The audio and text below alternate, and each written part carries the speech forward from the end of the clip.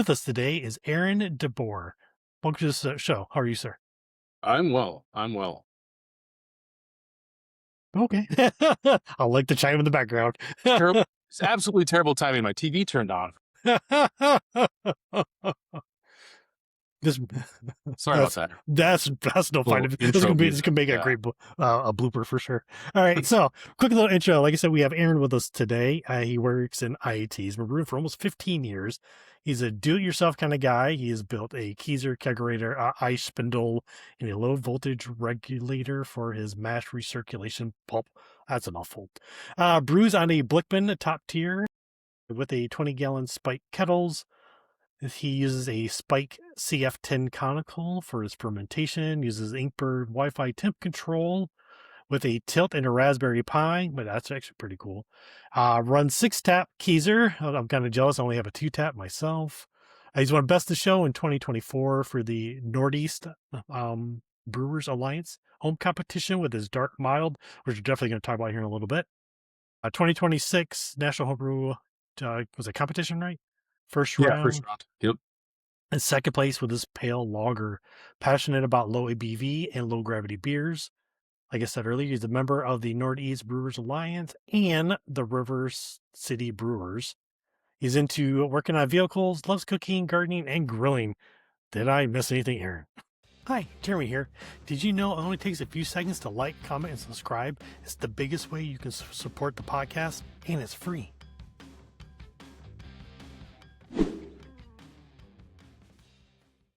No, you covered on the high points. Yes. Yes, excellent. So the first question I always ask, and everyone always wants to know, or at least I want to know, like, what got you into brewing?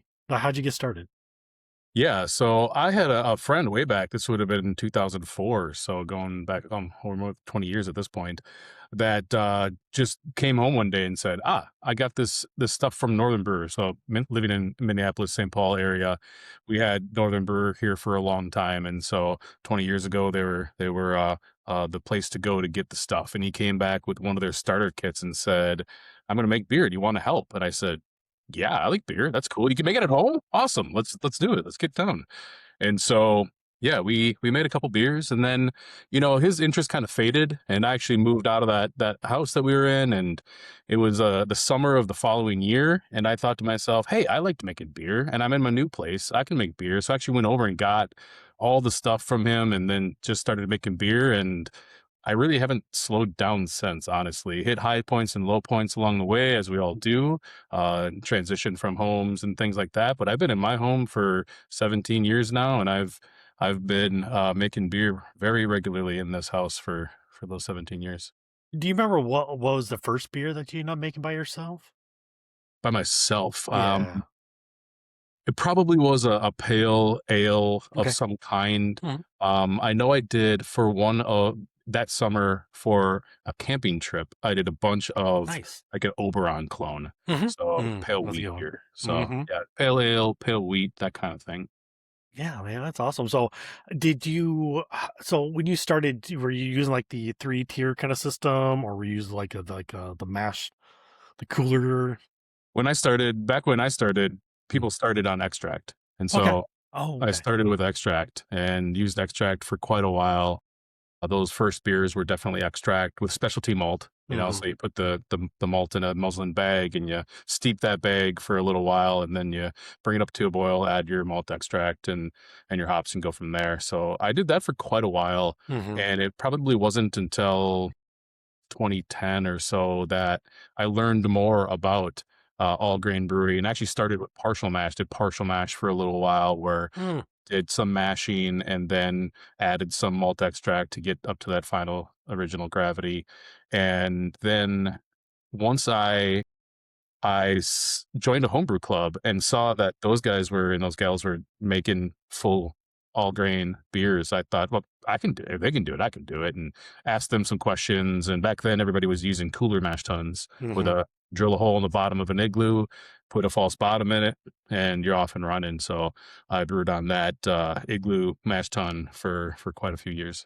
Well, there you go. Yeah, so I started off. I went with Northern Brewers well too. He's my cousin. I was watching him on Facebook brew a bunch of beers. I asked him what he used. He told me the kit, so I bought it. So after that, I started watching a bunch of YouTube videos. I read some books like How to Brew Beer, somewhere over there. And I was like, you know what? I like how we kept talking about brewing a bag. I know I make tea. That's what I'm doing.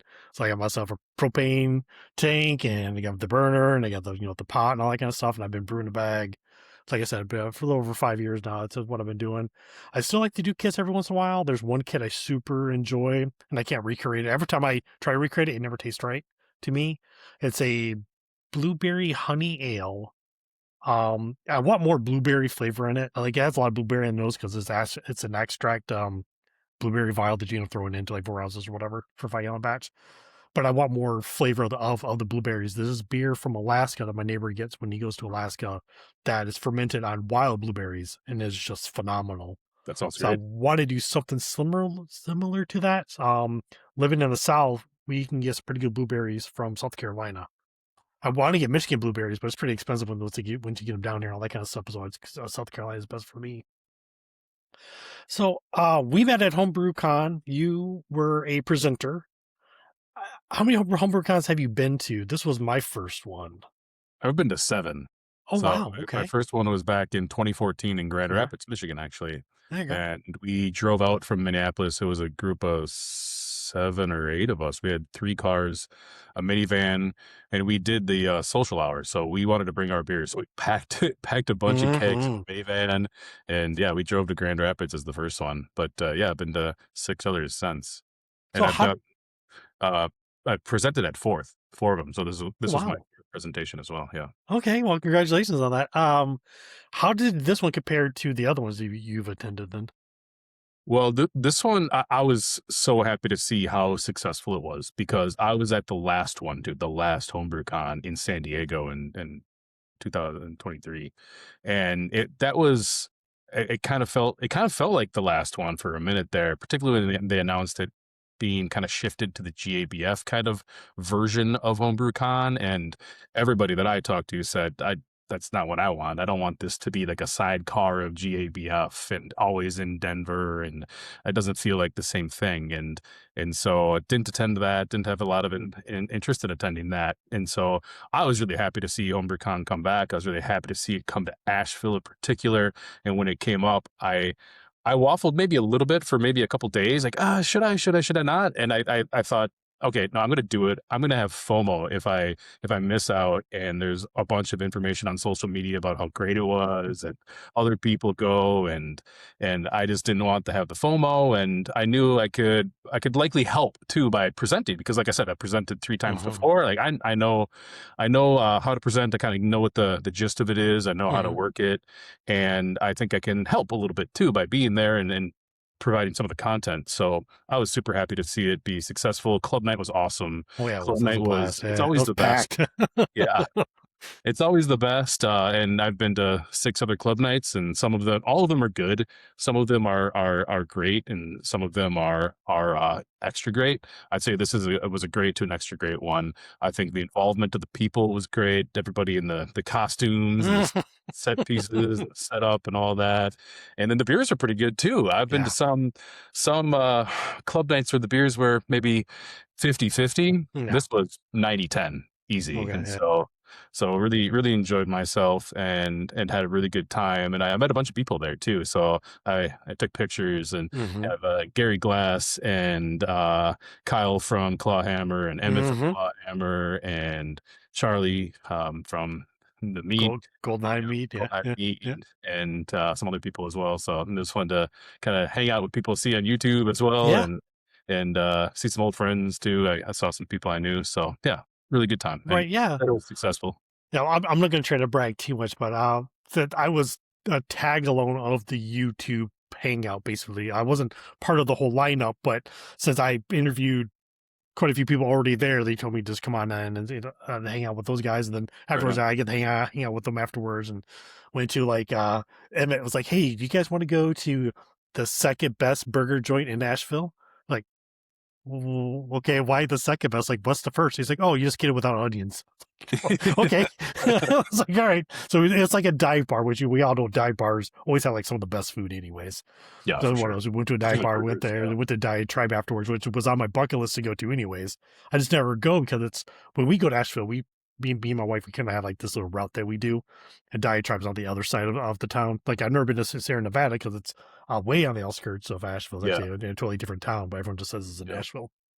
Yeah. So I got to go there as well. Um, what talks surprised you the most? Yeah, I think that there are a couple that were really interesting. Well, actually, the first one I went to was pretty interesting. It was around fining, and it was the representative from Murphy and Sons, I believe is what it's called, a company out of Massachusetts, Boston area, I think. And he talked about how he'd go out to breweries and help them calibrate their fining and the amount of carrageenan that they'd put into the hot side. And he had a set of graduated cylinders, and he showed that if you put in the right amount of fining of carrageenan, you'd get clear wort. And actually, if you put too much in, it would start to get hazy again, which is really interesting because I hadn't heard that before, that you could add too much fining. It was not necessarily a concept that is something that resonated with me or even heard of, actually. Right. And so he talked about the process that he does with commercial breweries and kind of gave a general guideline of, for your pale standard strength beers, about 10 ppm of carrageenan in your wort will get it most likely pretty clear. And so he goes around to breweries and helps them calibrate their finding to make sure that they're beer clear and they're spending their money the right way. But Mm-hmm. that company, Murphy's and Son, also is the one that actually goes out to the places where the carrageenan is collected, which is seaweed.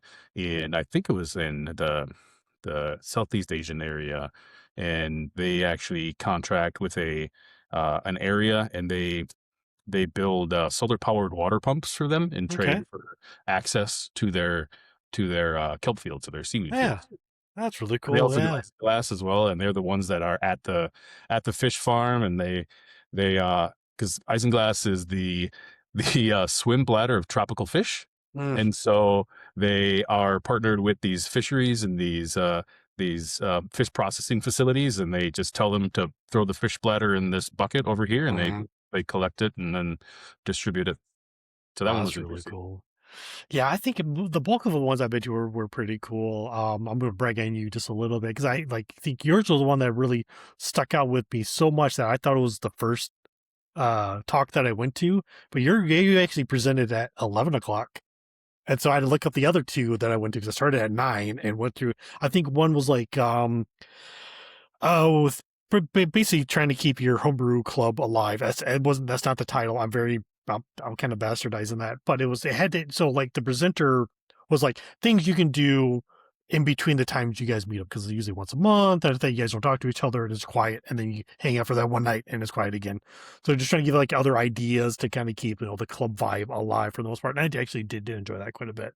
Yeah, I But it think I went to was that one too. Yeah, okay. that one was cool. The thing that didn't surprise me on that one is Discord, because Yeah. both of the culture clubs that I'm part of use Discord, and the engagement on Discord is really significantly high, and it does fill the gap in between the events, and actually drives events too. You can kind of build a collective of people, like, hey, do you want to go do this, and Yeah. in the Discord, and it turns into real life events too. And so I thought that was cool to see other people have that realization as well. Yeah, so I'm gonna ask you this, kind of off the wall question. Do you remember when they said they're gonna start releasing these videos to the public to watch? They said 30 days 30 in days. in the So sessions that I was in, and 10 so more days, maybe? yeah, we'll see. We'll see. It's Yeah. been longer than that in the past, but maybe this Okay. this leaner, meaner, thinner organization in the new Mm. AHA is able to deliver on that. But yeah, they said 30 days. So did the 2-day event bother you any versus the 3-day event like it used to be? No, not really. I think that to me, 2 days of some sessions and club night in the middle of it is a nice balance, and it doesn't have to be that big. If it's bigger, maybe more people would like it, but for me, I think 2 days. And I showed up on Thursday and I went to Sierra Nevada, so I did So have did a I. third day. It was just a third day that wasn't necessarily connected to HomebrewCon, but Yeah. But I thought that the way that they built it out, knowing that it was still kind of an experiment for them to understand exactly how it was going to work out. So I thought the 2 days was plenty. I thought it flowed well, executed well. They pivoted well. The other session that I was part of was another homebrew club member in the NBA, Nick McLaughlin, did a session on Mexican Christmas beers, which was really, really good, really well attended. But they actually had to move it. They were in that. It was originally in one of those rooms that were kind of back in the corner under the stairs. Well, the eight, 9, whatever room. Yeah. Yeah, they got to be a sauna after a Yeah. while. Yeah, and they said it's too hot. We have to move it, and they moved it onto the floor Okay. where they had done some of the other like the advanced homebrew sessions and those things, and that was a good spot. And so they pivoted well. And credit to the local. I think it was 891. They or 293. I forget the union, but they were the stagehands union, and they were the guys that were doing the moving of the audio and setup of the audio equipment. And based on my experience going to sessions, running my own session, helping on Nick's session, and there's that one, they had to actually move all the audio equipment, move the components, and it worked flawless. And so credit to that local stagehand union down there. Yeah, that's actually really cool. Yeah, I had a good time. Like I said before, this was my first one, so I didn't really know what to expect. I've watched highlights of the previous ones throughout the years of getting into this hobby. But like you, I showed up Thursday. There were quite a few people that I interviewed that were going to be there. They kind of wanted to meet up. So I was like, oh, I'll be there. There Thursday. We can meet up somewhere. Whatever brewery you want to go to. But that kind of fell through, and I was like, which is fine because I did the tour at Sierra Nevada. That was a blast. Of course, you get to try a bunch of different little samples, and I went downstairs, had dinner. The one thing that really stood out to me that I thought was phenomenal, I think I've talked about this already a couple of times, but like there was on a tour that I think is 26 acres, I believe. And all the wood that they cleared on that property is all the wood they used inside the building. Oh, it's awesome. So I like the fact that they kind of just recycled everything or upcycled or whatever you want to call it. Yeah, for sure. Had they use a bunch of solar panel farm they got. They even take some of the steam that's used to make energy with that. They take some of the methane byproducts or whatever they're doing. They sell that back to, I think, ash fields to turn into energy. So the whole thing's like a pretty cool living organism, if you want to look at it that way. I thought that was really cool. The amphitheater in the back was really neat to kind of look at. I did get like a little bit of a peek. I wish I would have looked at it a little further. But yeah, it was a cool place. I wish I would have seen a little bit longer. But yeah, that's fine. I'll get back. I told the wife, I was like, I just got to take you there. I know you don't like beer, but the food was really good. So, so you like the food. I want to get into your talk. I don't expect you to give me the whole presentation all over again because it was like 35 minutes, if I remember right. But like a short version of it, kind of like the philosophy behind low ABV beer. Yeah. So for me, it was a bit of a health and wellness decision because I needed to reduce some consumption and lose some weight, to be the most frank, effectively. And there is a bunch of different techniques to get there, but low ABV beer helped me get there. In terms of, I still wanted to drink beer, I still wanted to enjoy beer. I'd have less beer, but even if I had less beer, it'd still be better if it was low ABV, because low ABV means low calories too, just ultimately. And so that was part of it. And one thing that happened is I found that I enjoyed it a lot. I didn't lose any enjoyment, and I found that there were styles out there that I could make that I really do have a fun time making, because there's still a challenge, right? The lower ABV you get and the less you get, the more precise you have to be, and you have to produce a really clean beer. And I got into lagers in particular, and getting into lagers to produce lagers that I like to drink, that others like to drink, that I can submit to competitions and they say they're good too. And so I wanted to kind of hone in on some of that, and I've been able to, and the pale lager that I submitted to the competition that got second place in the first round was a pre-prohibition pale lager, and that was right at the edge of what I call low ABV. So I kind of put it into three categories. I put it into under 3.5%, 3.5% to 4%, and 4% to 4.5%. And if you take those beers within specifically the BJCP guidelines, Mhm. and you take all of the styles and sub-styles that actually have a defined ABV amount. And so that means I'm not talking about fruit beers, I'm not talking about barrel-aged beers. Those styles say various. So anything that doesn't say varies or various, and it actually has a range, a number range, Mhm. and that number range is below, part of that range is at least below 4.5. If you take all those beers, they make up 49% of the BJCP. So nearly half of the beers that have a range in the BJCP have a part of that range that is below 4.5%. So there are a lot of beers out there that fall into that low Mhm. ABV Mhm. category that span the world too, because there's American beers, there's Irish beers, there's Scottish beers, there's English beers, there's German beers, there's Czech beers. And so it doesn't fall within a particular section, a particular style. It ranges all of the styles. There's Belgian beers. So it's all sorts of different stuff. And Yeah. there's three recipes that I enjoy making a lot. Czech pale lager, which I brought. And when I present at HomebrewCon, I want to bring beer. I think having a beer at a presentation, particularly as a home brewer, Mhm. in a brewer talk, there's some of the commercial and like the industry people that talk, and they sometimes don't have beer, sometimes they do, but that's fine. But if I go as a home brewer, I think that I should bring beer, and I brought a pale Czech lager that we actually put in cans just because we thought that would be the easiest way to get down there. In cans and shipped it down via parcel, and had chilled Czech pale lager. Then the dark mild is a classic of mine. I've been making that for a very long time. I have an affinity for English beers as well, so bitters, milds, stouts, that kind of thing. And then also a kettle sour. I think kettle sour is a really good vehicle for fruited beer, and adding fruit to pale kettle sour beer is a really nice hot weather summer beer. See, I wish I could just get on board with sours. I just can't do it. I think it's just the acid in it is just too much for my throat. It usually just burns, and I don't Yeah, enjoy it for the most part. Now, I don't mind a tart. I think tarts are okay, but there's like that. There is just a fine for, but at least my palate. There's just a fine line, and I don't know really where that fine line is unless I try it. sure. For example, buddy of mine, Joe, he gave this phenomenal presentation on sours and fruit sours, all this kind of stuff. He brought like a bunch of samples. Presentation was phenomenal. I enjoyed it, but I didn't like any of the beers. I couldn't stomach any of them. Like I tried them, but I just didn't like them. Is there any stigma in the homebrew community around low ABV beers that you've come across, or has it Maybe been not pretty one? stigma, maybe more questions than Okay. stigma. Like how do you? And so I think that a big part of what people liked out of my presentation was some of those tips that I gave to produce a good quality low gravity beer. Hmm. So particularly the number one thing is use quality ingredients, because every ingredient's going to stand out, and particularly in the mild, it's actually a bunch of different specialty malts, Yeah. and every one of those plays a part.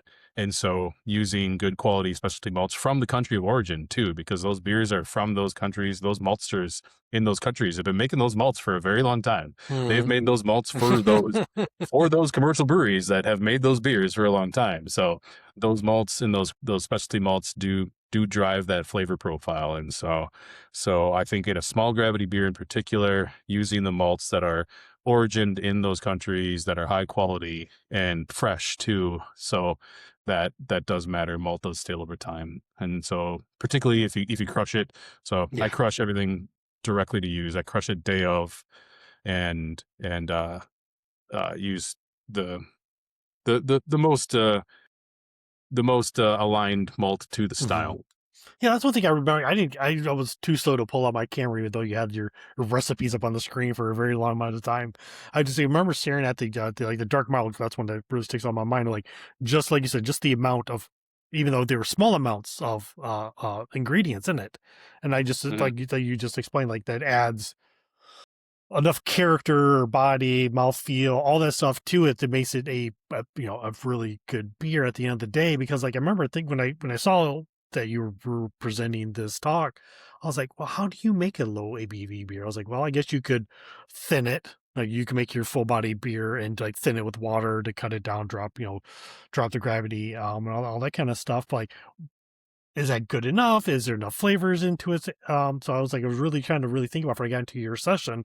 And then, like I said, when you gave your presentation, then you start showing off your recipes. Like, oh, I didn't think about like maybe adding just a little bit more of something to make it pop just a little bit more in the final product.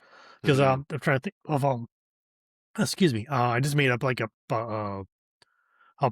pale ale the other, I think, 2 weeks ago, and I couldn't imagine like thinning that with water and being tasty at the end of the day. I don't think it would taste quite right. Right? It's like I would add something else. I wouldn't know what to add, but something would have to be there Yep. for it to be, I guess, servable to anybody. I would drink it because I made it, but I don't know if I would. If anybody, I don't know if I share with anyone.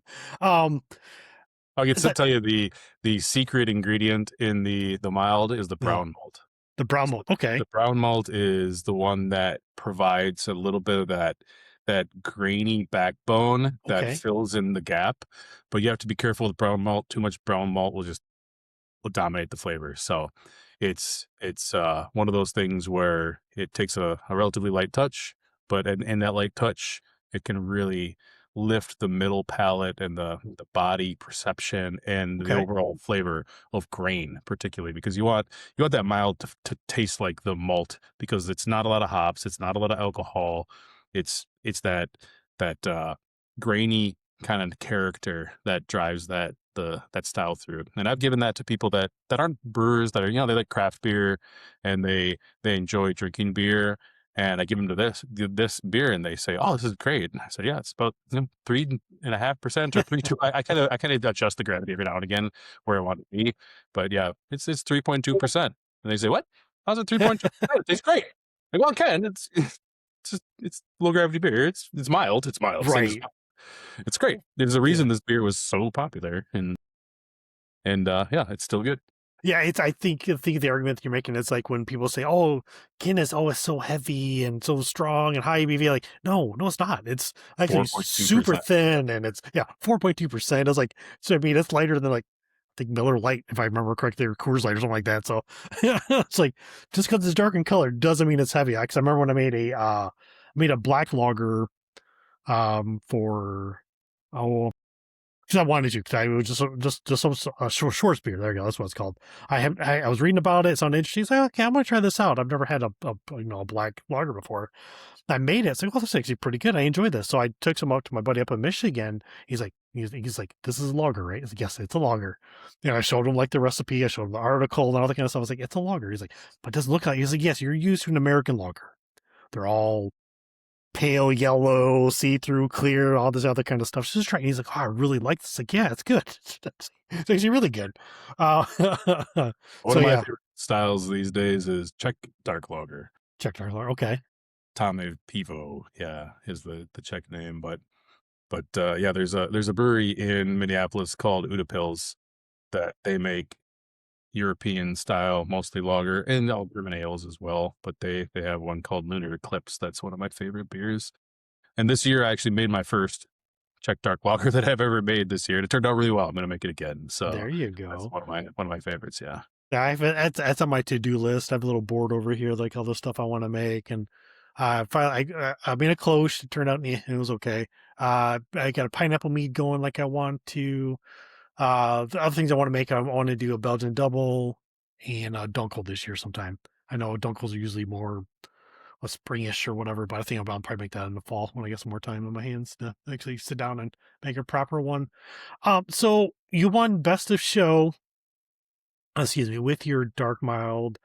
When you entered that, did you enter this into like other local competitions first before you put it into the national homebrew competition to kind of see where it was at, or So the one that I entered that I got best of show, it was best of show in the local competition. okay, So gotcha. I did enter dark mild into the national, but it did not go beyond the first round. And it's always a crapshoot and toss up when beer moves around the country and you have to put it in a box and actually get it to the place it's going to go. Every time you move beer, every time you change beer, it changes. So I think there's a lot of there's a lot of art and more science in packaging beer because almost all of my beer is uh fermented in my conical and put into kegs, and then I'm putting it into bottles or cans to ship it to go into competition. So the best of show beer was local here in Minneapolis. That was at the competition that my club runs, but it had entered that one in the past, and it had won other medals and awards at like the Minnesota State Fair is a big Okay. competition here. Mhm. It had won at least a second or maybe a first there. I forget exactly off the top of my head. Yeah, that's awesome. But yeah, I've entered it in multiple places, and it's always a good beer. It's just sometimes competitions can be a bit of the luck of the draw. Honestly, you know, Mhm. I've run multiple competitions, and the beers that come out of the top of the pile are always really good. I've sat near or at many best of show tables in the local homebrew scene here, and Mm. the beers that come out of the each category, the first that come out of the category would knock the socks off of just about every local brewery, right? So every beer that shows up at that level, at the top of those categories, is really good, particularly if the competition's bigger than say 200 or so. Mhm. And then when it comes down to which one they pick for best of show, little preference maybe. There's there's like how many beers did they drink that day? Exactly right. Yeah. But yeah, you know, I'm proud of it. I'm grateful for it, humble Mhm. for it. But and the beer is good. I mean, there's a lot of beers that don't get best of show that are good too. So Right. Yeah. No, that's awesome. I guess that's one thing that's really cool about this hobby is like we can experiment, I guess, a lot more than what a brewery can or craft brewery can. 'Cause like absolutely. I said, I have a few buddies that like, they would want to, or they started off as home brewers and started a brewery, but Hmm. experimenting would cost them, potentially a lot of profit loss because they may not be able to sell it. Right. So then Absolutely. they're just stuck with a few barrels or whatever. So they have to be very careful when they kind of do that stuff. But I do know because we try to, so one of the homebrew clubs we go to, so like I said, I'm in the Tri Cities here. We try to hit all of the craft breweries throughout the year. We try to get them all, try to get them all like a little business. And the owners will actually come over, or the head brewers will come over and they'll sample some of our stuff to kind of spark their imagination again. There's one home brew, no, excuse me, one craft brewery here called Johnson City Brewing Company, and they've been a little more experimental here lately. Like last year, like the big pickle beer was like seemed to be the hot thing. Yeah. So they did Yeah. a pickle, hot pickle, olive, and something else that was like a pickling thing. The olive one was just too much for me. I was like, it was just too salty. But it was interesting. There's nothing I could drink a whole lot of, but I mean, I got left polite, just try it out. I was just very curious. But they're really known for their peaches ale. I think it's ale, if I remember correctly. It's like their flagship beer. Um, but they've been experimenting quite a bit. They just started their Oktoberfest. They announced it today. They're canning it already, so like that's pretty exciting. They have one that they have a butterscotch flavored one that's pretty good. It's not too bad. Um, you can argue, I guess, if it's diacetyl or not, Mm-hmm. but Yep. that's not too bad. Um, I was going somewhere with that. I lost my train of thought. So yeah. So speaking of like craft breweries, like we were both in Nashville a few weeks ago, and I think I was talking to off camera. Like I went to a couple breweries, only saw like one low ABV beer. Oh, excuse me, that's a lie. I saw three. The third one I saw that I didn't tell you about was a hazy IPA at 4%, Okay. Yeah. which wasn't bad, but it was white like milk, which was really weird. But it wasn't bad. It was actually pretty tasty. You were saying that you were at a place not so long ago. They had like 16 to 20 taps, and they only had two. And basically one was with and without lime. So for the most part. So do you think as time's going on here, do you think that's going to start to catch on, or is this just another little niche that just kind of around for a while and will disappear like a lot of things have in the past few years? You know, like I said, there's a lot of styles out there that fall into that category, and I think that there's some advantages to it. I think a lot of people are looking for lower ABV beers, just from a health and wellness perspective. They're also looking for, you know, beer's gotten expensive, and you can actually potentially, there's two sides of this coin. You can either charge less, or you can make more money too. With a low gravity beer, you can make a low gravity beer and still charge $7, $8, $9 for it, just like all your other beers. You can maybe make more money from the brewery economic and commercial perspective. And so I think there's some advantages on both the brewer side, Mm, the business side, and then as the consumer might be demanding some of that too. And I hope that we see more of it, but I can't read the tea leaves. I don't know. I can't predict the future, but I think there's a lot of opportunity out there, we'll say. yeah, I think that's a good answer to that question because, like I said, I wouldn't mind seeing more just to kind of see what other varieties are out there besides making my own. I guess I have one gentleman in my homebrew club. His name's Ernie, and he makes a lot of low ABV beer, and they're really good. Um, he calls them table beers. I didn't know if there was. So, is there a difference between a table beer and a low ABV, or is it kind of the It's same? kind of the same. Kind of Table the beer is same. typically what you would just it's like there's some history in Belgium, history in England as well. Table beers sometimes maybe have a lower connotation. They're not viewed as usually really good. They're usually viewed as just the thing you would have on the table for dinner, or just it's Gotcha. just the beer. It's the everyday beer you'd have. And so it doesn't necessarily dictate anything in particular. I think there might be a bit more specificness within the Belgian space, but I think it's just it's more general term. It's general, kind of like low ABV is general. Yeah, fair enough. Yeah, that makes sense. Yeah, so I was just kind of curious. It just kind of popped in my head.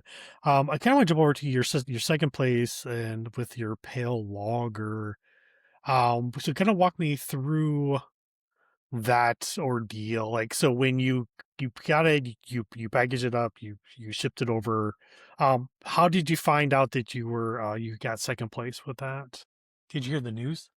Our Patreon community is completely free. So head over to patreon.com/Smoky Mountain Homebrew. Takes 10 seconds, one click, and you're in.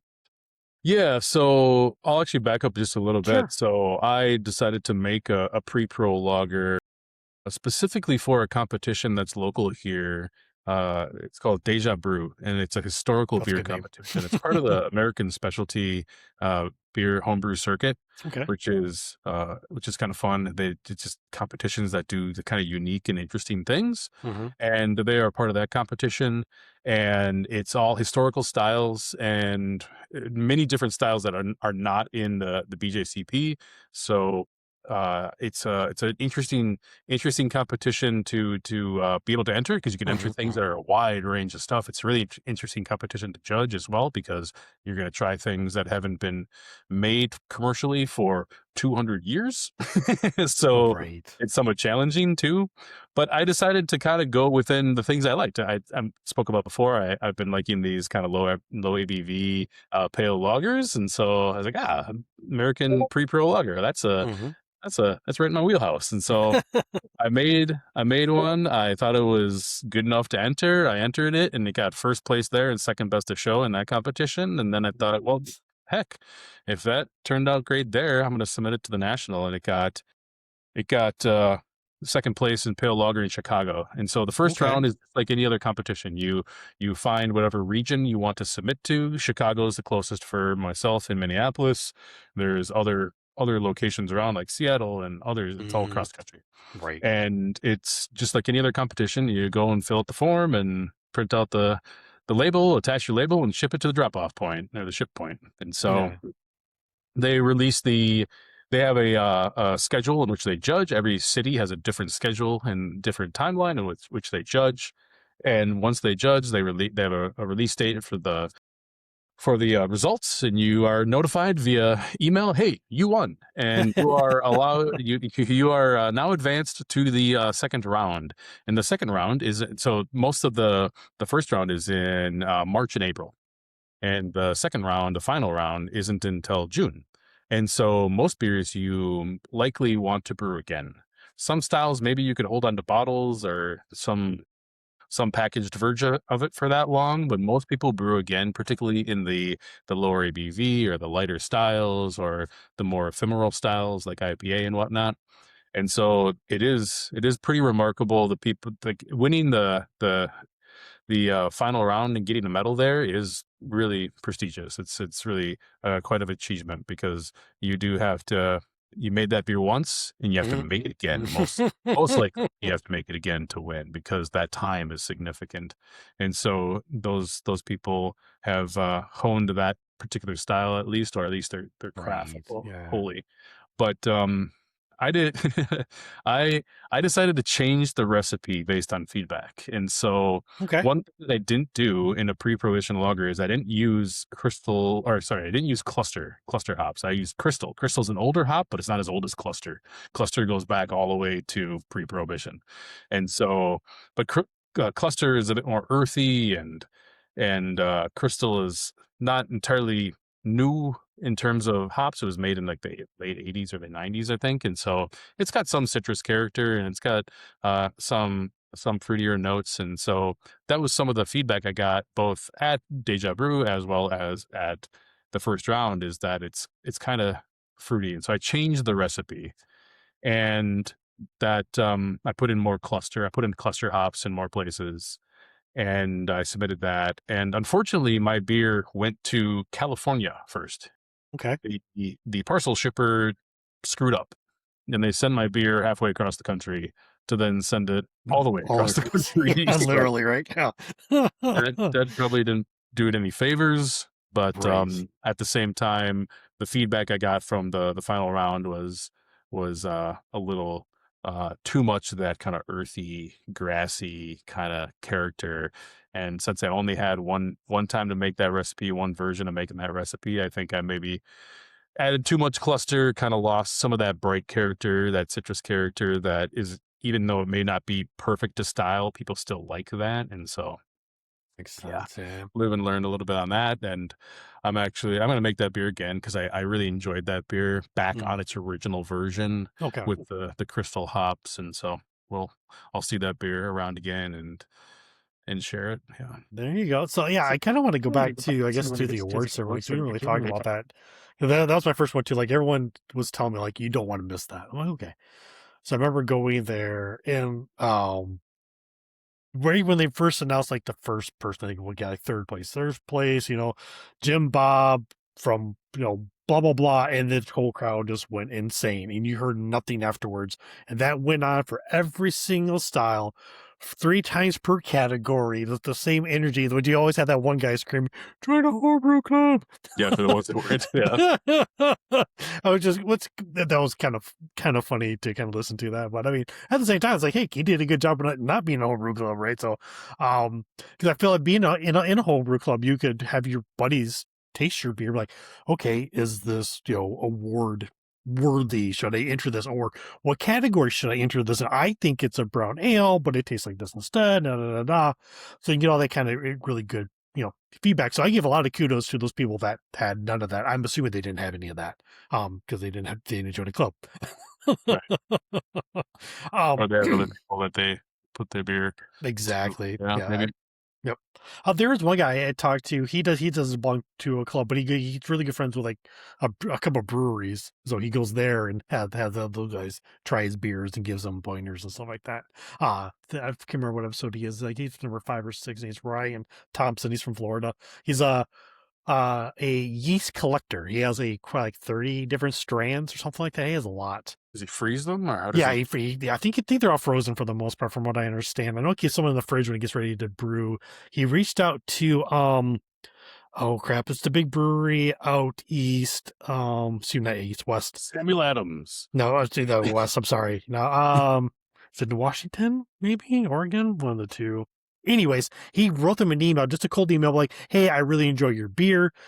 Could I get a sample of your yeast?" He said, "Sure," and they overnighted it to him. I was like, wow, that's actually pretty cool. I never, so for me, I cold email people all the time for this podcast, because nobody knows who I am. So I have to just, throw it out there, but just reach out to a company just to give you their house yeast, I'm assuming is what it is, to this guy they never met in, Southern Florida, and boom, bada bing, and then he loves it. Yeah, it's great. Yeah, that's good karma. Yeah. I have no problem to share it. I share recipes. Like in the presentation, I shared 3 recipes. I'll share every recipe I have. I think that's part of the community. I think that's part of being a home brewer. I think that's part of being a brewer too. I've reached out to breweries and I said, hey, you want to share that recipe? I don't even live there. I live 100, at least 300 miles away. Right. I'm not going to compete with you. I'm not going to open a brewery anyway. So, hey, No. can you share your recipe? Your beer is great. I would like to make that at home. I can't get it at home. I'd like to make it at home. No, Yeah. we don't share recipes. Why not? I'm not going to make the same beer anyways. It's not going to be the same. If I get it Yeah. the same, it might be remarkable. It takes so much more than a recipe to get to a final beer product. And so, Oh, I 100%. Yeah. yeah, I anybody that actually knows how beer is made is likely gonna share their recipe with you because Yeah. it's so much more than the letters and numbers on a page. I'm actually surprised how many craft brews you can websites you can go to and they just have their recipes on there. Like the first one pops in mind is like Bell's. They have the recipes up there. Sierra Nevada has a couple up as well too. So Yep. like they're just gonna throw them up there. I like the only thing that's interesting about Sierra Nevada because they use whole Mm, cone hops, so you can never get that same exact flavor anyways for the most part, but you can get fairly close for the most part. I think there's one popular one called like was it Nearly Nirvana? I think it's what it's called. It's supposed mhm, to be like one of the closest ones you can get, but I mine is for like a Sierra Nevada clone, the one I made when I won the competition. So I just remade that again, but I changed too many variables. I'm a bad programmer, I guess, because I've been programming for like 20 years and you only change one variable at a time. I did all the three. time. I was like, what Yeah. I do three. I threw caution in the wind. So what I did was I bought I'm trying to save money. So I bought an RV filter. So I was going to use my tap water. So I filtered it that way. So that's variable number one. Variable number two, I used totally different yeast. I used liquid yeast. This time I'm using USO5. Then I changed, what was the other thing I changed? Since I'm using my tap water, I didn't add any brewing salts because I don't know what salts I have in my city water, right? So I didn't want to compete with what was already there. So, too many variables at once. What could go wrong? Actually, it tastes all right. It's not too bad. It's beer. It's Yeah, no, beer, right? it's Yeah. beer. So now it's carbon up now. So I have another. I'm first carbon right now, so it should be ready tomorrow. I think. Hopefully, a knock on wood will be done. Yeah, I like I said, I really enjoyed it, but where I messed up was when it was a clone competition for I made my Sierra Nevada Pale Ale clone, but I never tasted the version that was out. So I made my clone first, and then I bought the 6-pack. I'm like, wow, these taste nothing alike. But I thought mine tasted better. Mine had more like hot flavor characters, all that kind of stuff. So like I said, the guy that I beat against, like it was just a smidge of points. I mean, it was not much, maybe 8 point. I don't know what it was, but everyone agreed with me that my beer was actually tasted better than the Sierra Nevada that was out at that time. Like, because like I said, it's always different. I feel like it's different every year. It's like Oberon, like you brought that one up. I like to get that a few times throughout the year because throughout the season, I think because it changes every release they have. It's never the same. Like it's always slightly different.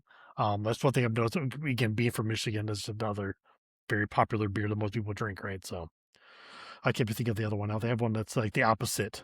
It's like the like lunar or something like that. I'm drawing a blank down the name. Well, that's fine. We'll just move on. So, I'll kind of get to your setup. You do have a pretty impressive setup overall. I had to look a lot of the stuff up because mine's pretty simple for the most part.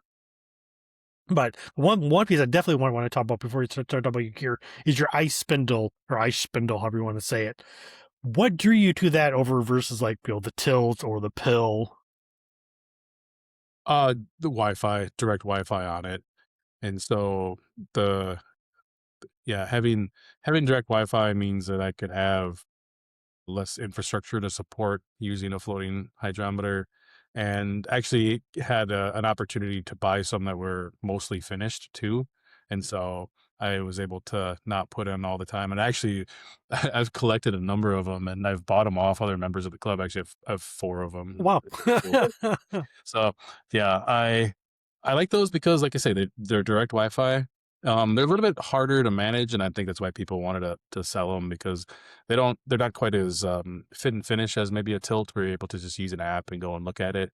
You have to integrate it into something like Brewer's Friend or Brewfather or something where it just sends out its API calls and posts, and it just collects them within some other app, and so there's nothing native to go get it. But to me, that works. Like actually, like in Brewer's Friend, it works pretty well. It shows a nice chart and it shows nice graphs, and I think part of it was the cost. The cost is definitely lower, Yeah. particularly some of those that I bought secondhand. The cost was $0. So Even better. free is a real good price, as a Yes, it friend of mine is. says. Yes, it is a very good price. Yeah, 'cause I looked at the ice spindle. I think when I first started, so maybe 4 years ago. That sounds good. Then I saw the pill. Then I saw the tilt, all that kind of stuff, and I didn't really. I didn't buy any of them yet. Because like the ice spindle, when I was looking at it, like that's kind of cool. I could build my own. I kind of like electronics, like a little bit. I don't mind soldering it to scare me none. But then like I started reading like on the forum, not forums, but I think Reddit or whatever. Like if it's off one way or the other, you're not getting accurate readings. All this other stuff it can be a pain in the charge. Like okay, if Sure. fine, that's a good point. Then like the pill was the constant screwing and unscrewing to charge the battery. Like you wear one of the washers, don't realize you get fluid in there, fry it up, blah, blah, blah. Like, okay. And then the tilt, one thing that kind of, I saw, I think it was mainly the price point. I think that's what kind of scared me off at the beginning. Like, why are these three options when they're so widely different, like in pricing? Like, but I did talk to the iTilt guy and I got a lot of information, but I'm not going to say what he told me, but it was quite interesting to hear his points of view on the other, his competitors versus what they sell. I think They have one a thing very he, go ahead. polished packaged product. Yeah. Sure. And I think the one thing I can say that he brought up that probably won't offend anybody is like, the battery life is so much better on the tilt than it is on the other ones. That's one thing he definitely bragged about a few different times in my conversation with him. Sure. I would say the So, benefit on the ice spindle is that it's rechargeable. yeah. So you can Yeah. recharge it. Yeah. So that's nice. pretty cool. So you have that. Let's kind of talk about your, what is it? Is it a Blickman, right? The top tier? Yeah, the top tier with Yeah. the top power is a Yeah. Blickman product. Yeah. I actually got that secondhand.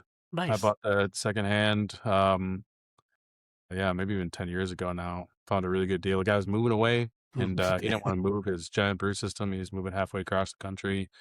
Wanted to get rid of some of the product really quickly. And so I got it on a really good deal. And so I just kind of jumped at it. I didn't need to upgrade. I didn't have like I wasn't looking necessarily. I was kind of looking at opportunities, and this was an opportunity. There you And go. jumped at it and took that opportunity to upgrade to that. And the nice thing about the Tower of the Power, particularly, that's their PID and solenoid control system. And so you set it's a recirculated infusion mass system where you run it through this temperature sensor. You have a flow meter to watch the flow, and you have a PID to control the temperature with a solenoid that fires the burner in whatever temperature that you want to hit. And so you set that at your temperature, and it manages it. And you want to change your temperature, you update the PID, hit it up a few items, and it just adjusts it along the way. And it has a nice three-way valve in it too. The Tower of Power particularly has a three-way valve. And so when I want to go from recirculate mashing to lautering or runoff into the kettle, I just move. I got all the hoses already connected. Yeah. I just move a valve when I want to collect. That's perfect. So collect into the kettle and then boil. That sounds really cool. Yeah, I've been trying to.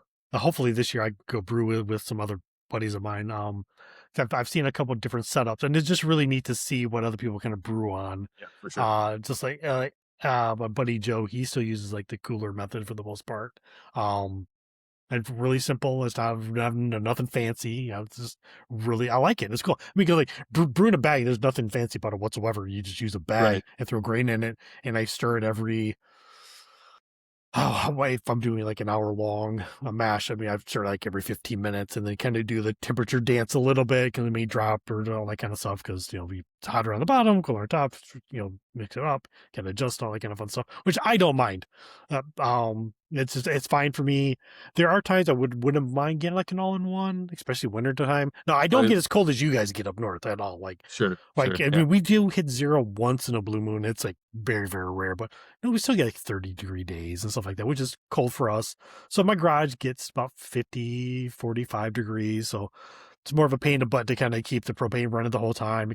First I got to get fans to suck all the, exhaust out of the garage and all that kind of fun stuff. So now I'm just freezing. It's not any fun. And all in one would be a lot easier, I think, in theory anyway. It had to be the 220 or 240 version. So if I got the 110, I don't think it'd be even worth it, honestly. Yeah, it takes a while to heat up. Yeah. I have it's actually part of the club's assets. The club has a brewmaster from Speidel, and it was actually donated to the club, which we're really fortunate to have. And so I use that a bunch. Other people use it too, but it kind of lives in my house. It's got to live somewhere. And so I use that in the winter. It's great. It's actually 240, but we have a transformer that steps it down, but the amperage is still pretty high, I believe. But it takes a while to heat up. But it's really nice. The all-in-ones are really nice. And if anybody's getting into the hobby now, they're buying an all-in-one Yeah. because they are just so easy to step into. They're so easy to step into from an all grain perspective. You don't have to go through that that cycle of extract to partial mash to all grain. Getting into all grain isn't the burden and the challenge and hurdle that it used to be. You used to have it go a mash tun and a water tun and a sparge tank and all this. No, it's all in one system. It's kind of like it's like an all metal brew in a bag kind of system. Basically, yeah, right. Yeah. Yeah. Like a basket, a metal basket instead of a bag. Mm, Well, that's definitely the way to go. Electric and all in one. If I was going to go all over again and start all over again, that's definitely the way that I would go. yeah, that's one thing I kind of worry about just a little bit. Like, because I already know my system, and I think learning like a new system, I know the first few beers will probably won't be as good as they should be, but I think it's just that learning curve again that I have to go through. I think that kind of puts me off just a little bit. I did have a buddy of mine bought I'm gonna say Vivor, I think is what it's called. It looks just like a Brewzilla. I mean, Sure. it's almost identical. It's, Chinese knockoff or whatever. It's like half the price, like $280 or whatever. And I think he's done like 3 or 4 beers, and they said it's done great. I'm just kind Yeah. of curious what the longevity is, Yeah, for because sure. there's always, yeah, it may be cheaper and doing things fine now, but I mean, is it going to last as long as if you were to spend, the $500, $600 on the Brewzilla or whatever, right? So. Yeah, heating up and cooling down puts wear on parts for sure. Oh yeah. So speaking of parts, so you built a 6-stat keezer, which is pretty phenomenal. Like, how big is your keezer? I'm just kind of curious. It's actually technically it's two. It's actually Okay. a 4-tap and a 2-tap. Okay. The 2-tap is a mini fridge that Okay. tap tower on. That's pretty easy. On a mini fridge, most mini fridge, I won't say all, but most don't have any coils at the top. If they do, you can find them with you can do this trick with I think it's cornstarch and water. You run it over and it'll like condense on the lines. But a lot of them don't even have coils in the top, and so you Interesting. just drill through the top with like a 2-inch hole saw or Okay. one Yeah. hole saw and put a tap tower on it. And but that's kind of all the modification you have to do. You might have to uh, maybe modify the chill plate. A lot of them have the chill plate that actually kind of creates the freezer zone, which is just Yeah. above that the chill plate. You can actually have an older one. I've had two now. I have one die, but I just bent it down. I just bent it and move Mm-hmm. it back so you can get a keg in there. But yeah, those are the modifications that you do on that. It's pretty straightforward. You just throw a CO2 tank in there and Mm-hmm. a couple kegs, and you're off and running. With the 4-tap, it's a Keyser style, so it's a chest freezer. I Mm-hmm. think it's 7 cubic feet if I Okay. remember correctly. And then I built a collar. I Mm-hmm. think it's a 4.5-inch or 5-inch collar on it, and that collar is where the shanks go into for the faucets to come out. And that's just wood. It's just Yeah. mostly plywood. I have a piece of kind of like a decent piece of birch on the front that looks nice, but it's Right. mostly plywood for the rest of it, and a little bit of strong construction adhesive to hold Mhm. it down, and yeah, works pretty well. Throw a CO2 tank in there and plumb in some faucets, and you're off and running. Right. Yeah. Yeah. I just find it too. That's kind of what I'm best. I like. I have a 2-tap. Mine's like, I think mine's a 5 cubic one. Um, One thing I did, I was kind of worried about because it was slightly older. So when I built the collar, I made sure that I did have like, flat edges, right? So I got my table saw out and I made sure everything was like flat edges. So what I did was I put my cell phone in the bottom. I turned on the like the flashlight and put the lid on to see if I saw any light, Yeah. right? One thing I didn't notice was the lid, because it's an older one. Like the seal was kind of bad, so I had to like lift one side up just a little bit so it touched a little more. Mm. Sometimes I just grab just like a 20-pound weight and I just put it on top just in case if I do feel like it's leaking just a little bit. I have noticed here lately and it just started not too long ago. Like I'm starting to get the ice build up in Mm. the inside just a little bit. I have I have a server fan in there that was Yeah. working great.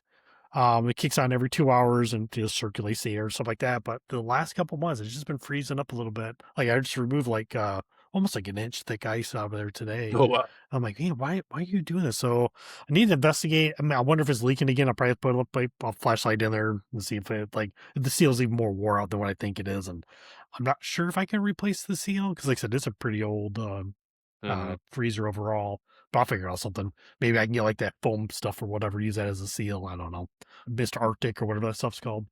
Mhm. That might I do work. think a fan is a really good addition to a keezer, though. Yeah. Like, they can be, particularly as you get bigger in the keezer side, you do need that air movement to keep the the the consistency within the box the same. Otherwise, that cold settles and you get cold beer at the bottom. And I use a floating dip tube in all my So kegs. do I. Yeah. So if you have that gradient, your beer's gonna be warm until it gets to the bottom. Yep. And that cold settling you get, and how often your freezers turn on and off. But yeah, the fan helps out a lot. So which floating dip tube are you using? I was curious. I'm using the clear beer draft system, kind of the expensive one, I guess. Okay.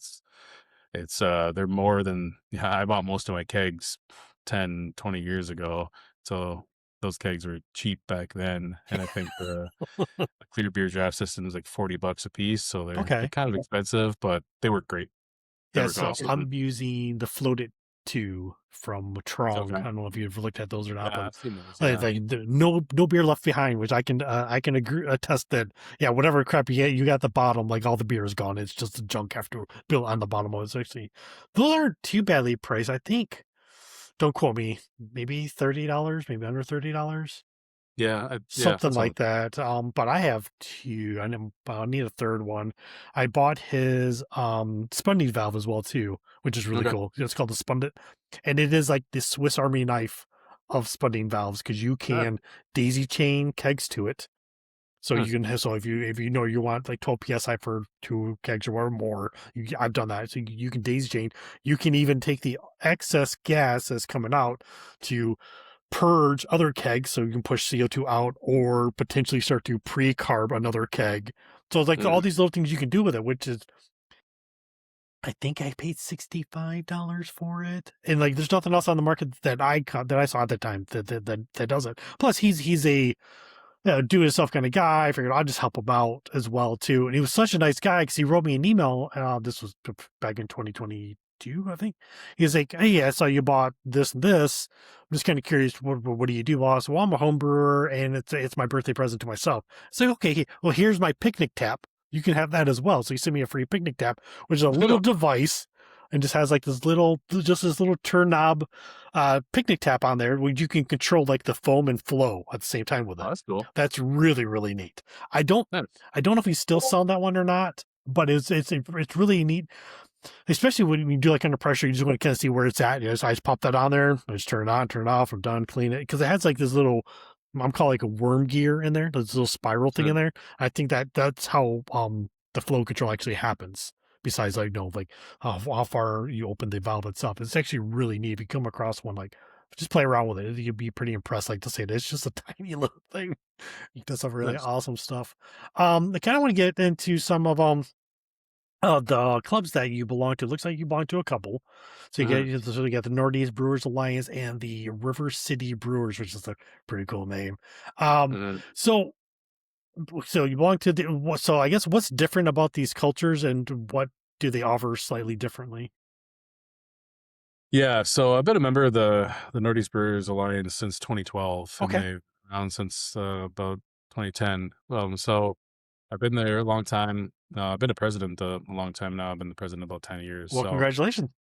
yeah, we're really, really quite active. So we have two structured meetings a month, effectively. One is Okay. what we call the general membership meeting, which is kind of your typical homebrew club meeting, but we have very strong structure to it. It's Gotcha. social, but it's also educational and somewhat administrative. We talk about all the things we do, all the other things we do, and so we start with the business kind of portion of it, where we talk about our past events, our upcoming events, if they're doing like officer elections or if we're Okay, yeah. doing competitions or things like that. We talk about that kind of Mhm, administrative stuff. mhm.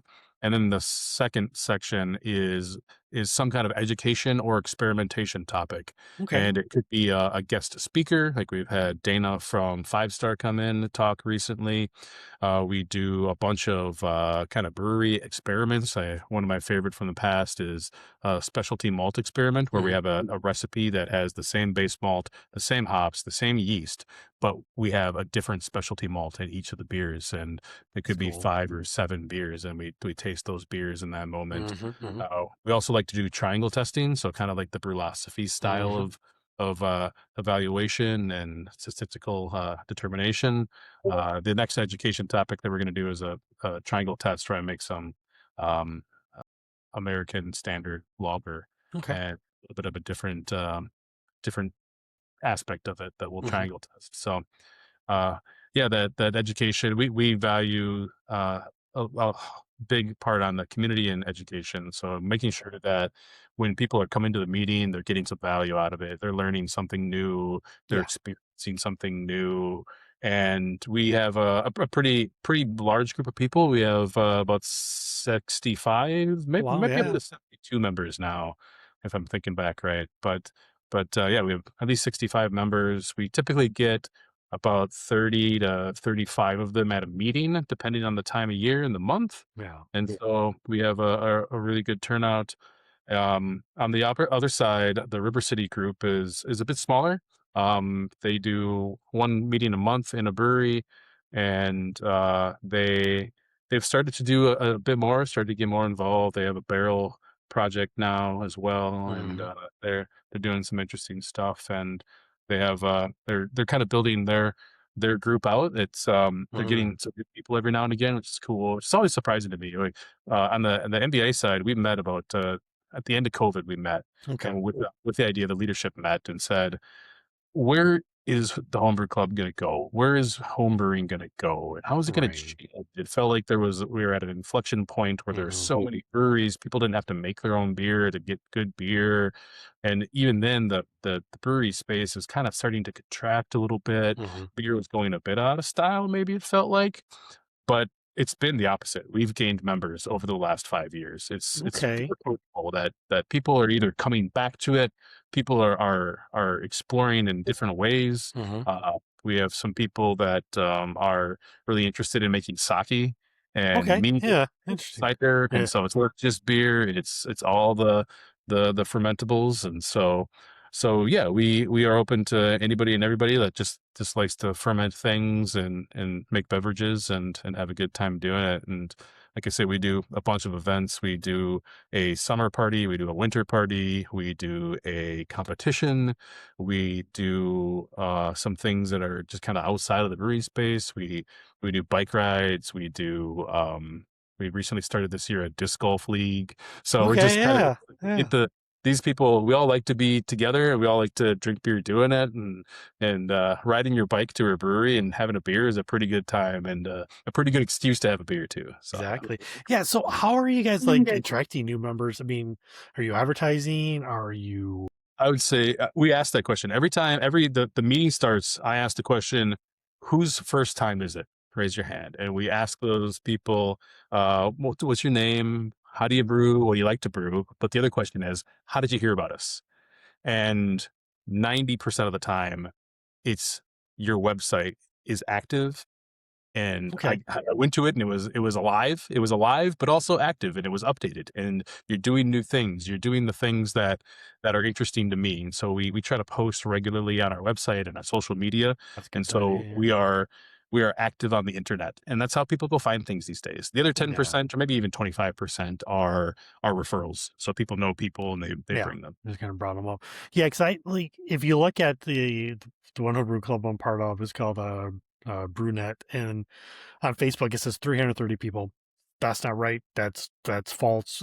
We never locked down the Facebook page, so we have a lot of like bots for the most part, and Mm. uh women, wearing scandalous clothing and all that kind of fun stuff. So we definitely need to go through and trim it.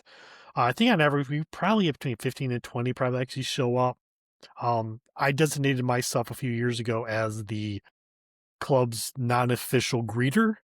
Because when I first joined, it's not like I didn't feel welcomed. Everyone was nice that talked to me, but everybody was cliquey, and I've called this out to him before, and so to be talking about it now is not a big deal. Um, so like anytime I saw somebody new, I was like, "Hey, are you here for the homebrew meeting?" "Oh, I'm fairly new too. My name's this. I've been doing this long. What do you do?" Blah blah blah. So I kind of become the unofficial greeter, and I still do that if I see somebody new that looks a little kind of shy and kind of stay off to the side. I don't think we're as cliquey as we once were. Everyone's more open to move around and mingle and all that kind of stuff, which is really good and nice. But we have a hard time getting people to show up. So for example, we had this thing called Hoppy Possum. It was in Bristol, Tennessee. It was like our biggest homebrew competition on the east side of the state. Sadly, it no longer exists. Gavin was the guy who ran it and decided like he was just done with it. And I understand why. A lot of it has to do with money. There's always a scare of like, okay, I sold tickets. I still haven't broken even yet. Then he has to wait till the day off to see if he's going to break even, which I understand. I mean, I couldn't imagine that kind of stress. I wouldn't want to do Less that. stress. So I Yeah. get it. I totally understand where he's coming from. But we'd have people show up to like our tents. I would talk to them. We have a lot of females in our group as well too that brew. So we got the females talking to females, all this kind of stuff, saying, "Yeah, we're opening, blah blah blah." And we try to get them to come, but they just never show up. So I'm not sure what else we could do to get them to, be interested in, because we talk just like you. We talk about beer, cider, meads, wines. We even have one gentleman who's been fermenting, pizza, like a pizza dough. So okay, so it's fermented. Let's just talk about that. It's pretty interesting. We have one guy who does like water chemistry for like a living. So he's giving talks on that, which is really cool. It's all above my head. I have no idea what he's talking about, but it's still really neat. The guy that does mead, he does a phenomenal job. He gets really deep into the weeds of mead. I keep my mead very simple. It's just spring water, honey, and I think I use a D47 or something like that. That's it. I don't even worry about nothing else. But he has like this list of stuff, but he's also in competition as well too. So I would like to see our club grow. I just don't know how to get it to grow. I don't know what else we could be doing, but I think what you said, like being more active socially, it may be something we might need to consider. 'Cause we don't post. I don't think we have a website at all. But even Mm-hmm. on Facebook, I don't feel like we could probably be more active than what we are. It's usually like Uh, easy at the beginning of the month. This is where we're going to be at, and that's usually about it. And there's nothing else going on. So I would say people want to understand what you're about and how you operate before they show. yeah, They which want to makes feel totally sense. comfortable in the way that you run your organization, and they want to be able to find that online. Yeah. And they want to be able to find like, hey, oh yeah, and find something interesting. Like, oh, they did that. I'd like to have been there when they did that. Maybe they'll do that again. I'll show up. Right. Now, is your Discord open to the public, or is it just members No, it's only? invite only. You have to Okay. have the That makes link. And sense. so but every time anybody joins, anytime anybody joins, that's one of the first things we send them. Like, boom, here's the Discord. Here's the Google. We have a Google group as well, just kind of a legacy thing, but Yeah. still we use it. We put a lot of our content and our like historical stuff and our experiments in Google Drive. And so we send them the Google Drive link.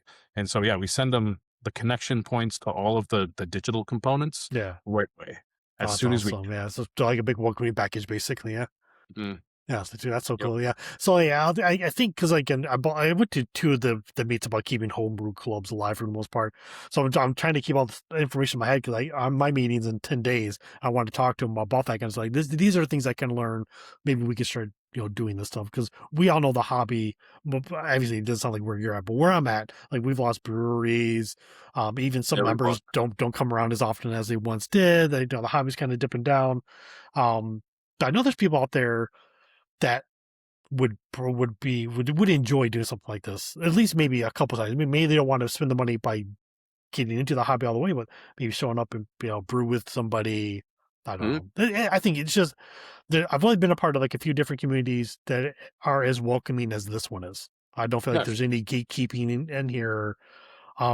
Most of the time, like you said, like you've received 3 or 4 free, um, uh, I would just So the ice medals, yeah. thank you. I was gonna say tilts out there. I know they're not tilts, but saying like yeah. So like I mean, I've given away equipment. I've received like free, for free equipment. So like it's just such a unique, you know, society to be a part of, a group to be a part of, however you want to look at it is.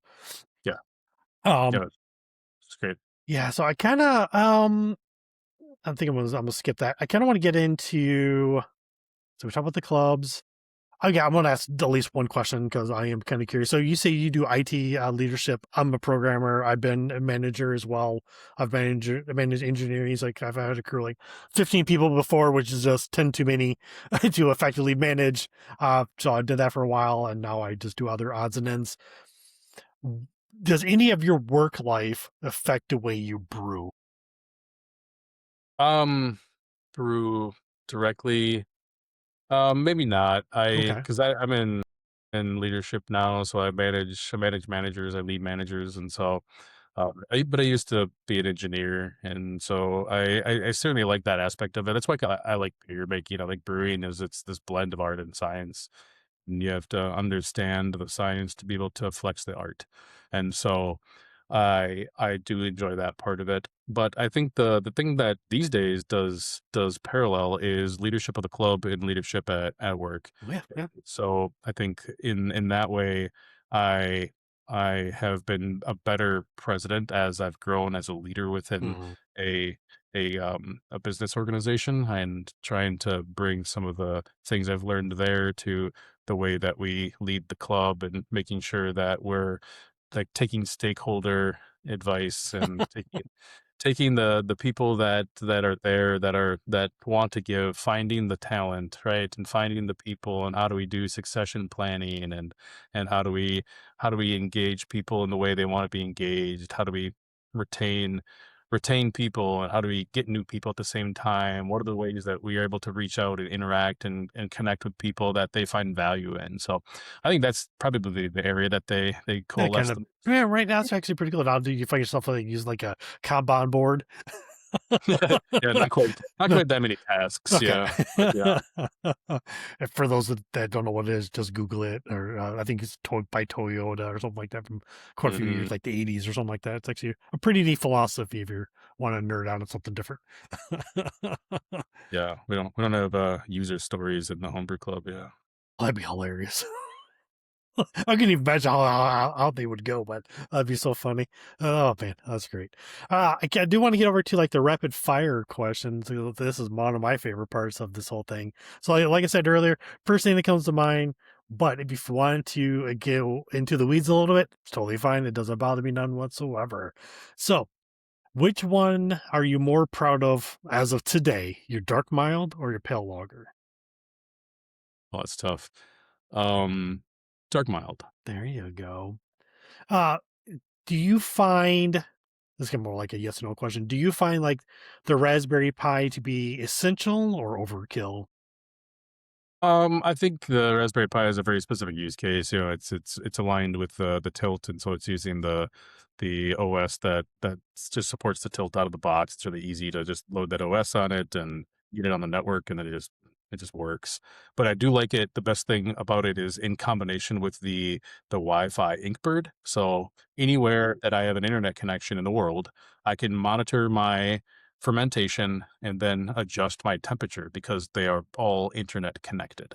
And so that's the ecosystem that makes a lot of sense to me. So having the tilt with the Raspberry Pi, and the the Inkbird, in that kind of feedback loop where Mhm. I'm in the middle of feedback loop, but I am able to watch my fermentation and go, all right, it's ready. I'm ready to raise the temperature just to get to a diacetyl rest, or I'm ready to cold crash. And so it Mhm. doesn't matter where I am. I could be traveling, can be anywhere in the world, and I can affect the temperature of the fermentation chamber based on the output from the tilt. Okay, yeah, that's actually really cool. Yes, I don't have any of those, and I've thought about like a few different times, and I have like my own little home lab over in my little cooler, not cooler, but in my closet over there. I'm not sure if I would use a Raspberry Pi, but I have like a little Dell Tiny, whatever they're called, like little system that I run like Proxmox on it, so I probably would spin up some type of OS on there, and maybe like tail scales to like so I get like like connection outside because I don't know if you know anything about Starlink. They uses was a CGNet or something like that, so you can't like port forward anything really. So I have to go like a third party, but Tailscales is basically free for the most part anyway. So it's a Sure. neat little product to use. So the next question, we didn't really get into the cars a whole lot, but I'm just kind of curious, which one gets more time of out of you, your Forerunner or your Corvette? Depends on the season, I Right. guess. Oh, yes, fair Depends enough. on what's wrong too. They're both, 30-year-old cars. So 30-year-old cars, you got to be willing to put the time in and maybe a little bit of money to maintain and keep them up. Yeah, they're both great in different ways. I think that I probably drive the Forerunner more just because it's kind of more of the daily style driver. But I would say that the Corvette's more fun. Oh, I bet, yeah. That'd be awesome, man. Yeah. So let's see. I already asked that question earlier. I'll skip that one. Okay, yeah, here's a good one. So your biggest do-it-yourself mistake you've made. Hmm. Probably not cleaning kegs well enough. So, we can be pretty you can get away with a lot if you put a beer in a keg and you put it into a keezer and you drink it relatively fast. You're not going to see a an issue most likely. But if you take that keg and you're like, "Oh, this beer, I want to have this beer for later. And I'm going to put this other beer on tap. I'm going to leave this out and that beer is warm." Yeah, if you didn't do a good job cleaning that keg, that beer is not going to be the same when you go back to it. So I've gotten better at that and being more precise about cleaning them and making sure clean down to the poppet and making sure to Okay. scrub the lid. And one thing that I've started to do a lot is ferment in the cake too. Yeah. And so with that, you have to clean it more because there's just that crossing that hits the top of it and makes a heck of a mess. And so there's there's a lot of opportunity for cleaning when you ferment in a keg. No, that's a fair point. Yeah, I didn't. I mean, I clean up poppets, but it's just more like a second thought. Like, oh, I haven't done this in a while. I'll tear it all the way down and I'll pop off all the old rings off and let them sit in PBW for a while. But yeah, that's a good thought. There you go. I got bit by I'm not gonna make this fast. So with my kettle that I have, I filled it up with water. I get the flame on, and I noticed I saw like little chunks kind of floating around. I'm like, why do I see chunks? That's kind of weird. It was bottled water. Like, there's no way this was contaminated. Maybe it was. Dumped it. Whatever. Poured more water in. I see more chunks floating around. Like, what the crap is going on here? So I tear it all apart. I tear the valve apart. There was like crusty stuff on the back side of the ball valve that built up over a few different beers. I thought, I ran the scrub brush through it. Thought I got a lot, but no, that thing I had to tear apart every other basically brew day and basically like soak it and get like a Q-tip in there to scrape anything that could be left behind from making my beer and stuff like that. So that's one thing that's burned me up a few times, or that burned me that one time. One thing I've learned from being, I should say. um let's see. Do you have a favorite style of glass? Yeah, there's it's a yeah, a Becker. Willie Becker is one of my favorites. It's kind of narrow. It goes to a bit of a shoulder and then kind of back in. Okay, yeah.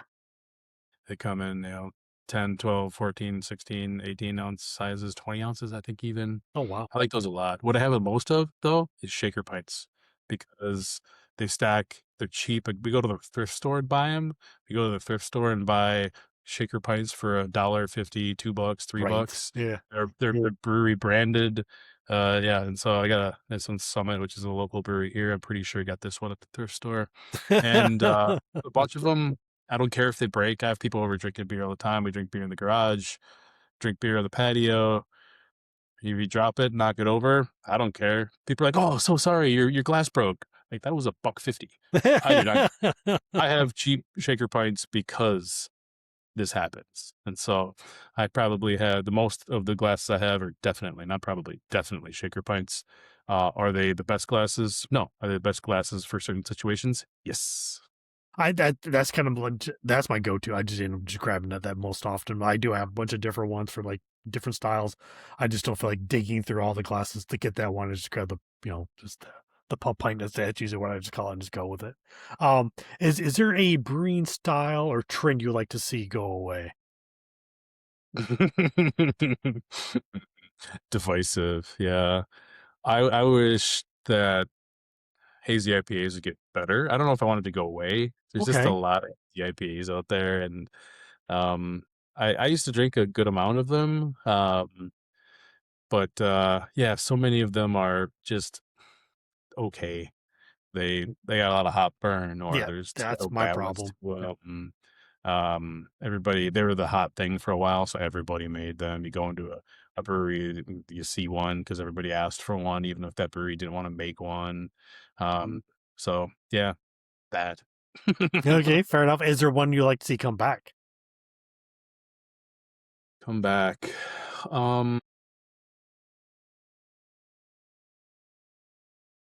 Yeah, like the actual pale ale. Not that Sierra Nevada pale ale didn't go anywhere. And in the Minneapolis region here, we have Summit Extra Pale Ale, which is a really nice pale ale, maybe a bit more in the English style, but making pale ales that aren't just session IPAs, Fair enough. making pale ales that have that balance of malt and hops that aren't Hmm. just all dry hopped and they they tend to lean to more and more pale, more and more pale, and more hoppy. I wouldn't mind seeing them come back to a a bit more of like what you saw in the the 2000s, where they're pale ales like the classic pale ale. Okay, yeah, that's brilliant. All right, so we're the wrap up section here, Aaron. Is there anywhere people can find you? Do you have like any socials or things you want to plug at this time? I know myself, I'm not so much on the social media, but I would promote the club. So northeastbrewersalliance.org. We run a competition in November called the City of Lakes Homebrew Club or the City of Lakes Homebrew Competition. If anybody likes to enter competitions, we have really cool awards. So these are some of the awards that I've won from the competition in the past. They're made out of barrels that Oh, we've put beer wow. in. So Yeah, we have a pretty big barrel program in the club, and with that comes decommissioning of barrels, and all our barrels become decommissioned into awards. And so we have some that's really unique awesome. awards that are specific to the barrels that we have put beer in as a club. So that's super fun as well. We have really good judges here in the Twin Cities too. We have a bunch of national rank and grandmaster judges. So we have a really good Okay, judge set. So you're going to get really good feedback. You're going to get true scores and true results out of the competitions that come out of Minnesota. And so, yeah, I'd say people check out our website, check out our competition, uh, and check out the club on Instagram as well, Northeast Brewers. perfect. That's awesome. Is there any recipes you would like to share with the audience? So what I've been doing is I have a Google Drive as well too. I just come and throwing up people's recipes on there. I'm not sure how many people actually go to it or not. My dad thinks it's just for me. It probably is just for me. That's fun. So I'd be interested in your dark mild. I've made one English style beer and I didn't like how it turned out. I think I made an extra, no, strong bitter. I made a strong bitter. I just didn't like it. But when I read that recipe, I was like, oh, I think I have the bulk of those malts at the house. What am I trying to make that one? I will say don't stray from the yeast. Use the Y yeast 1968. That would be the one thing that I'd say. And you have to use the brown mold. And so those are the two things I'd say that are requirements to making it the way that I would make it. I would not make it without those two things. So Y yeast 1968, which is the Fuller's yeast, flocculates great, uh, leaves a little bit of sweetness left behind that helps the body. And so that's a requirement there. Yeah, I'll send the Czech pill lager as well. Okay, yeah. I'll send the 3 recipes that I put in the presentation, which Okay, is mild Czech.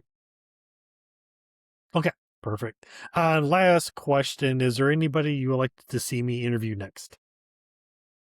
Oh, that's a good question. I think you should interview Nick and talk about Mexican Christmas lager. Okay, yeah. If you would, That you was send me his information. I'll definitely reach out yeah. to him. Yeah, that was a really fun presentation. People love the presentation. I'm glad the beer showed up really well because we shipped his beer in cans too. We packaged. He didn't even try his beer before we put it in cans and shipped it halfway across the country. Are you That's imagine brave. that? That's wild. And then we tried it as we canned it and it was good. But it actually got better in the can. So, and that recipe he's been working on for 3-4 years now, and he finally got it into a really good spot. There were some multiple people at the presentation that said that beer, and this was on Saturday, so it was in the second day. That beer was the best beer they had at the comp up until that point. Wow. And so, and That they is really like awesome. worth it too. The presentation's really good. Yeah. He talked about it for a long time, and yeah, I would definitely say connect with Nick. I'll get you his information. That's perfect. I appreciate it. Well, Aaron, it's been a pleasure to chat with you. Hope you have a great evening, and I'll talk to you later, bud. All right, awesome. See you. Thanks, Jeremy. Good talking with you.